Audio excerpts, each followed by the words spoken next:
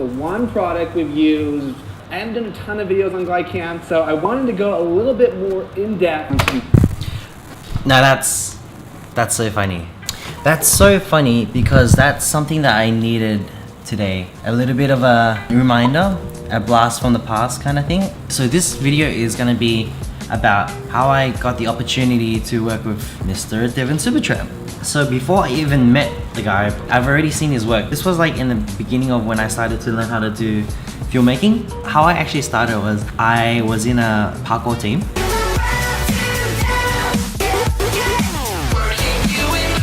My first large paycheck of $3,000, I used $1,000. Wait, was it 3,000 or 1.5? I can't remember. But I used that $1,000 to buy a camera, and that was a 60D. The 60D. That. After buying that camera, I started filming parkour naturally because that's something I was doing. And this guy films amazing parkour. Like at that time, this guy was like the god of the GlideCam and filming, very well known for filming parkour. So I started looking at his stuff and started studying his work. It's actually because of Devin that I started using a GlideCam and tried really hard to master it. I'm like, this is like, this is what a GlideCam is. So you see all those gimbals out there? This is like the manual way back then. How do we get those same shots? Except it requires a lot of skill. So you have to balance the camera on this. For the first few months, I just didn't know how to balance it, and all my footage was wobbly and just not usable. This is a GlideCam, and this is how you're meant to get your steady shots. And it's the same one that he uses. Now, when I look at his footage, I'm like, God damn, that is some smooth ass footage. And I look at my footage, I'm like, all right, needs a bit of work, but I'll get there. He was uploading quite regularly, and his video was just epic, just so epic that I tried really hard to master the GlideCam, and actually ended up doing that. Before I mastered the GlideCam, how I met him, I was working very close with a company called Urban Agent.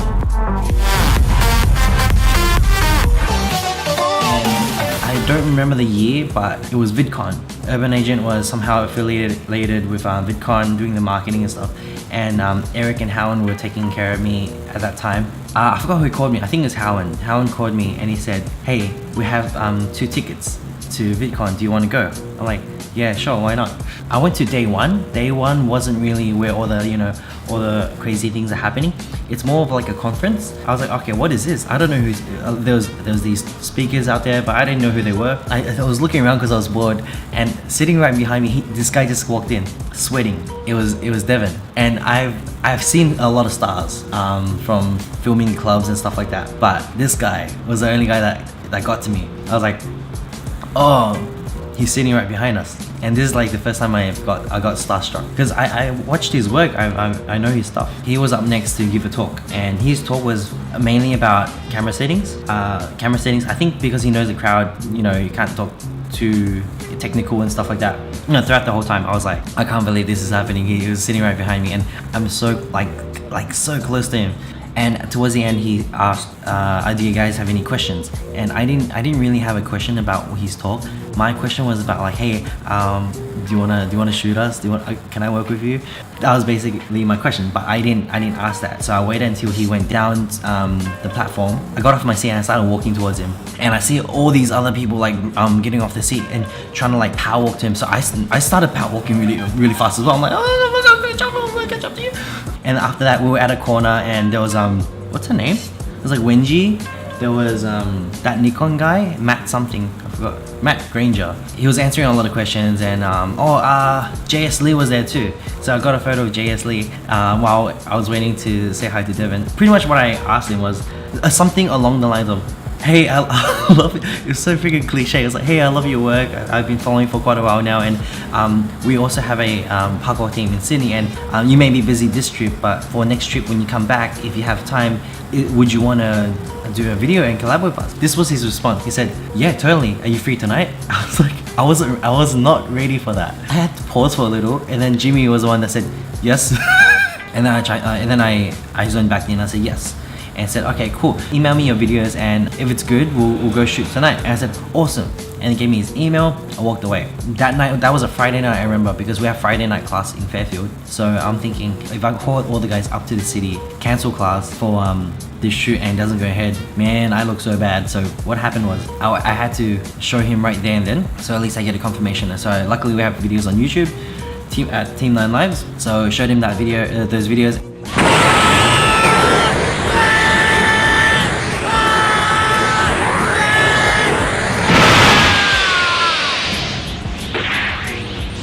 First 5 seconds, he's like, yep, okay, I'll see you guys tonight. Best thing that ever happened. I think this is in 2014. I got to meet his team. So I realized that Parker Warbeck. Parker's actually doing if you're into videos and filmmaking, you've probably seen his ads. So he is actually the guy behind full-time filmmaker. So he's developed the whole course on that. I only saw snippets of it, but it's pretty sick. So he was actually doing the main edit and shooting behind scenes and behind the scenes edit. So we're like, man, you deserve like a lot more credit. And during the night, I met quite a few people as well. So I met Darren, and now Darren West, he's actually shooting for High Smile. He's the BTS guy for all the High Smile content. That was like our first time working together, and it's pretty crazy. During the shoot, I actually watched him work, and man, he bolts when he's on the glide cam. Like when I'm on the glide cam, I walk and I power walk, but he freaking bolts, and he's a very fast runner. I have some light on me. During that night, I saw how Devin worked, and normally when I glide cam, I kind of power walk and I just walk, keep it steady. But this guy freaking bolts. He bolts it so hard.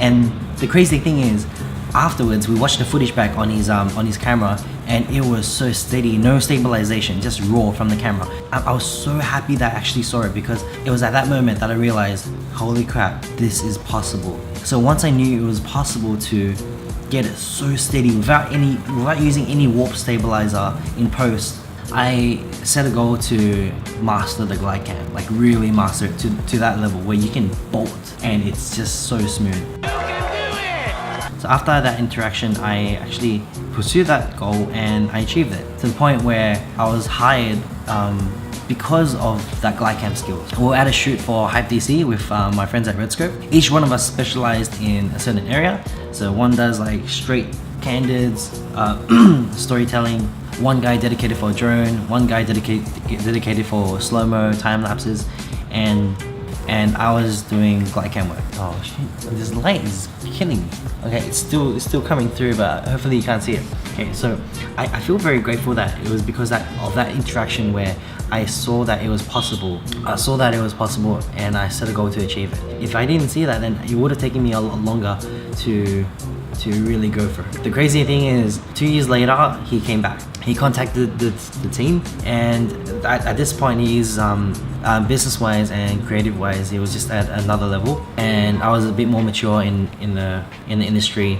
Did a lot of work, did a lot of jobs. So this time I was less starstruck and more professional. Even though I wasn't filming, I was one of the henchmen. Here we are with Team 9 Lives. I feel like I know the operations and I know the shooting conditions, so I just have to deliver the best I can and let the professionals do their work. This time around though, he was filming on a red. He actually gave me a chance to hold the glide cam. Oh my god, it is heavy. Once I held it, I understood why they call him the man with the iron fist. Sorry, no, not iron fist. The man with the iron wrist. It really kills your hand. I was using Canon at the time, and my wrist was already dying. So he's using a red. That thing's heavy, man. So after we did the shoot, we ate at a place in Newtown, and during dinner, he asked me, Simon, what do you want to do? Like, what's your goal? At that time, I knew exactly what I wanted to say. At that time, I told him that I wanna pursue filmmaking, and I wanna be at a level where people are coming to me for my style, my own style, and the way I operate and do the whole process. Basically saying, like, I wanna get to a level like yours where people come to you for your work because you have such a strong style that once people see the video for like a couple of seconds, they already know who did that video and who's the team behind it. I forgot what he said. It was something very positive, and but that was a very good interaction. It was a very humbling experience. I even told him, I was like, you're the reason why I started filmmaking. I don't know how he felt. I had to hold back a lot. I had to say it very calmly and very maturely and professional. It's like, yep, you're the reason why. Cool, man. So that's the story how I worked with him. And it's really cool how I saw this video. The title is My History with GlideCam. GlideCam is something that I really love because I'm like, I don't want to keep changing to tripod, monopod, this.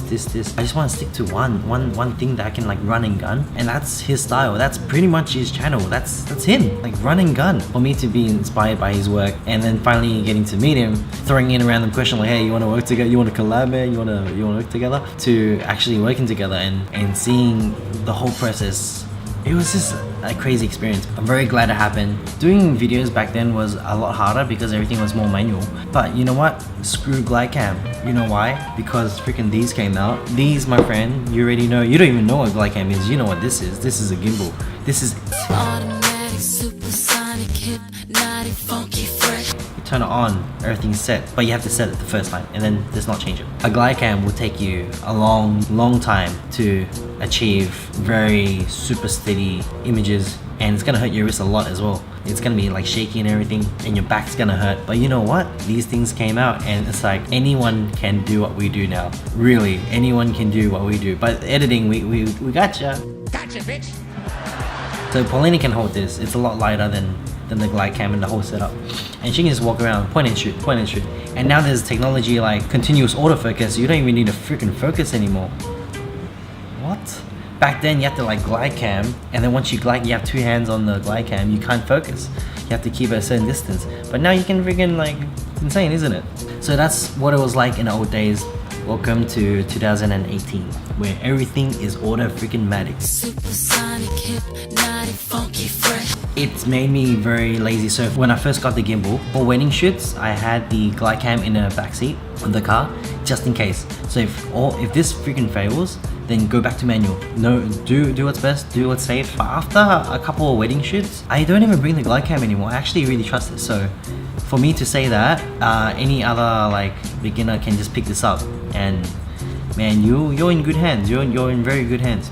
But yeah, I hope you guys enjoyed that video. I just saw him make this video, and it was just nice to share a little story about how I started and the steps that took me to learn certain skills to get to this certain point. Okay, I'm gonna leave it there, but I'm gonna link like the old school work of this guy, like the old OG stuff, because that's the stuff that motivated me. Nowadays you see a lot of freaking crap, a lot of freaking crazy transitions, but I'm gonna show you the old school stuff. And yeah, it's just YouTube has come a long way, he has come a long way, and I've also come a long way, so really happy with that.